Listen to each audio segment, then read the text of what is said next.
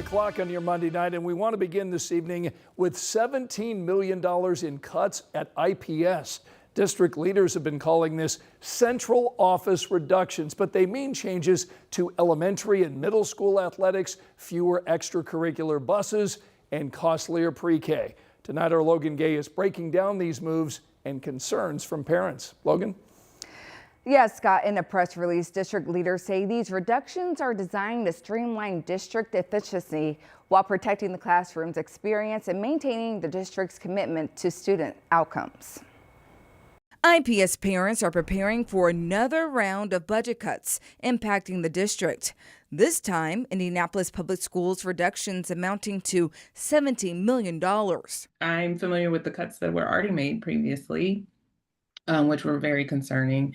And I'm concerned, of course, about the cuts that are made now. Sasha Sharp has 3 children in IPS schools, including one in pre-K. She says while the cuts are difficult, they're not necessarily surprising. Like everyone's tightening their belt, and that's why I am sympathetic and understanding of like the district having to make these hard decisions. In a video posted to the IPS Facebook page, Superintendent Alicia Johnson said the district needs to reduce spending over the next 2 years because of declining enrollment and changes in state and federal funding.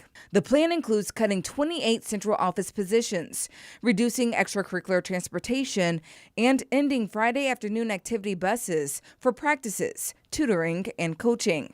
IPS is also making changes to athletics by shifting some sports offerings toward clinics and expanding partnerships with community athletic organizations. These were not easy decisions, but they were made with a clear focus on ways we could spend less at the district level while minimizing further impact to our schools. And pre-K is going to get more expensive. IPS is still spending millions of dollars a year that we cannot recoup from the state due to its lack of educational funding for our youngest children. Still, Sharp says she believes in the district and remains hopeful about the future. IPS has been through this before. They're going to figure out a way forward. So I definitely have hope that we can figure it out. I reached out to IPS after hours for more information about the changes to athletics and what it means to shift toward clinics. When I hear back, I'll let you know. All right, Logan, thanks so much. Tonight at 11, there's a new lawsuit looking to stop a data center in the Martindale-Brightwood neighborhood. The Metropolitan Development Commission signed off on the rezoning for the Metro Blocks proposal just last month. And now the Hoosier Environmental Council, along with several residents, are asking for a judicial review of that decision. They claim the MDC violated Indiana statutes and the Indiana Constitution. Residents have voiced concerns about the impacts of the data center on the community. So we reached out to the Hoosier Environmental Council. The executive director released a statement saying, in part, this legal challenge reflects a unified effort by residents and HEC to protect the health rights and the future of Martindale-Brightwood. Now, we also reached out to Metro Blocks tonight, and when we hear back, we'll pass along that response. Angela? Scott, skies are clear on this Monday evening. We've got a beautiful view from our camera in Carmel and Hamilton County. Temperatures in the 50s for the most part. We are down to 49 degrees in Crawfordsville, but have 52 in Richmond, 56 Indianapolis, and 55 degrees in Muncie under clear skies at this hour. Maybe a sweatshirt or a jacket early in the day at the bus stop. Morning temperatures will be in the 40s, but a quick warm up. We're in the mid 60s at noon. Highs tomorrow, 75 to almost 80 degrees. Now, a cold front will change that. We drop into the 60s for several days ahead of 80 degrees returning. Several days in the 80s starting Saturday. I will never get to hug my brother again. He will never get to love on us again. A killer confronted in court. The family of the man killed in a Broad Ripple mass shooting remember him as the man responsible learns his sentence. A jury convicted 27-year-old Nicholas Folk of murder and other criminal charges. He opened fire inside Landshark's bar back in March of 2024. Tim Brown, a 36-year-old dad, was shot 5 times. 5 others were injured. In court, Folk did not apologize. He did not offer a clear reason as to why any of this happened. Brown's family talked about the weight of the loss. I just wanted to hear him say he was sorry, not for me, because you can't bring back what you took. So I know that would have made my mom feel a little bit better. I can't even hear him say, "Mama, please pray for me at 3 in the morning like we used to pray." I don't feel sorry for you. Whatever happened to you today, I don't feel sorry for you. Folk's sentence includes 60 years for Brown's murder, plus years for each of the 5 others that were hurt that night. Landsharks closed after the shooting and never reopened. Tonight, we're getting new insight into what may have motivated a deadly triple shooting in Muncie. A 21-year-old man is now under arrest facing a dozen preliminary charges. Police confirm the woman killed was trying to get away from the suspect. 2 men were also hurt.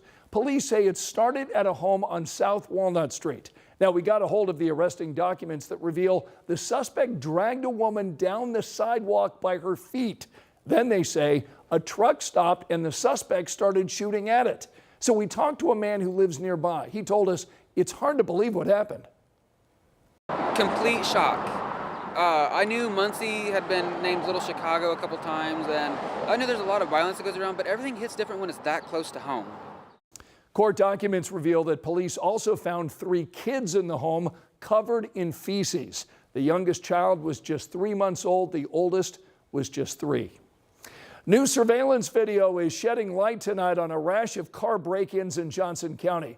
The number of cases now at least 45. All of this unfolding early Sunday morning over the course of about 4 hours. Investigators say suspected thieves targeted pickups looking for guns and cash. Detectives tell us the security video from neighbors is helping them track down the people responsible. So we talked to some of the folks who found the damage left behind. It looked like my window was down when I was pulling up to the house. I'm like, that ain't right.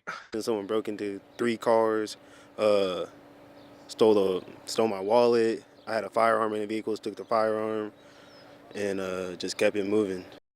As we said, the surveillance video is critical for investigators, so they're asking anyone with relevant footage between 12:30 and 4:30 Sunday morning to share it with police either in Greenwood, Bargersville, or the Johnson County Sheriff's Office.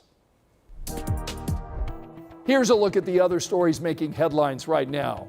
Tonight, a 24-year-old man is facing a preliminary charge of attempted murder after investigators say he shot an IMPD officer. This is a story we first reported as breaking news Friday night at 11. Police say the suspect is in the hospital tonight in critical but stable condition.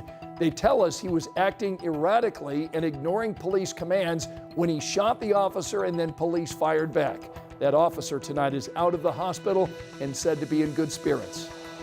A 16-year-old tonight is charged with murder in adult court. Police say he shot and killed 2 other teenagers and injured a third during a gun deal last April. This is the 3rd Indianapolis teenager waived to adult court on murder charges in the last few weeks. A 63-year-old man tonight is under arrest after a deadly shooting at an apartment complex on the northeast side of Indianapolis. The shooting happened late Sunday night near 38th and Franklin. Police say the 58-year-old victim died at the hospital. Tonight, a city-county councilor is engaging with Airbnb over concerns over short-term rental properties here in Indianapolis. This comes after 1 person was killed and at least 3 others injured in a shooting at a rental near 38th and College earlier this month. Councilor John Barth sent a letter to the company requesting a list of active properties and hosts here in Marion County. He also suggests sending a compliance notice directly to the host, requiring them to comply with local registration rules. The new Indianapolis Animal Care Services facility is now open. It's located on Raymond Street near Emerson Avenue. So if you stop by to adopt a pet, know that the fees are back, $60 per animal.